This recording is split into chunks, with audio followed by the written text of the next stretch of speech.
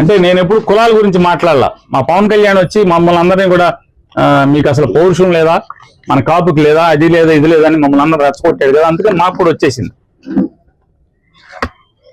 పవన్ కళ్యాణ్ గారు మనందరికీ రాజ్యాధికారం కావాలి, రెడ్లు కమ్మోళ్ళైనా మనకు కూడా కావాలని చెప్పి మమ్మల్ని అందరం రెచ్చగొట్టి ఇవాళ మనం 15 ఏళ్ళు ఇంకా 15 ఏళ్ళు మనం చంద్రబాబు నాయుడు గారిని ఇంకా మొయ్యాలి, మీరెవరు మాట్లాడబాకండి అని చెప్పి ఇట్లాంటి కాపుల్ని మమ్మల్ని అందరినీ కూడా తయారు చేసే కార్యక్రమంలో ఆయన చంద్రబాబు నాయుడు గారు పవన్ కళ్యాణ్ గారి ద్వారా కాపు కమ్యూనిటీని ఎంత అలుసుగా తీసుకుంటున్నాడంటే మొత్తం కాపులంతా తన హిప్ పాకెట్ లో ఉన్నట్టుగా ఆయన భావిస్తున్నాడు. హిప్ పాకెట్ లో ఉన్నట్టుగా. లేకపోతే ఇదివరకు కాపులంటే కొద్దిగా చంద్రబాబు నాయుడు గారికి భయం, మర్యాద, గౌరవం ఉండేది.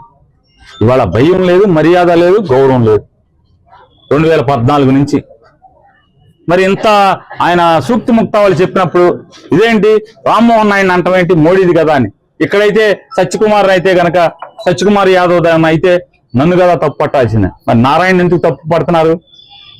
ABN లో TV5 లో రాజధాని మొత్తం అందరూ కూడా అంటే పెమ్మసానికి పెత్తనం ఇవ్వటాక. పెమ్మసాని ఎవడు అంటే మీ చుట్టాలు కాబట్టి పెమ్మసానికి తెచ్చి అంటే నారాయణకి బలిపోసం చేసి పెమ్మసాని తెచ్చారు. నారాయణ మంచోడు అని ఏమంటలే నేను, నారాయణ కూడా అదే తానులో మొక్క, నారాయణ పత్తితని నేను అంటలా. కాకపోతే ఎంత పత్తితి కాకపోయినా మేమంతా ఒకటే తానులో మొక్కలం కదా, మరి అందుకని మాట్లాడుతున్నా. ఎందుకని చంద్రబాబు నాయుడు గారు ఈ భాష మాట్లాడాడు కాబట్టి. ఏమా ఇండిగో తప్పు అయితే ఇండిగో పాపాలన్నా కూడా మోడీ కదా, మా ఊడికి ఏం సంబంధం అన్నప్పుడు మరి ఇక్కడ నారాయణ దేని తప్పు?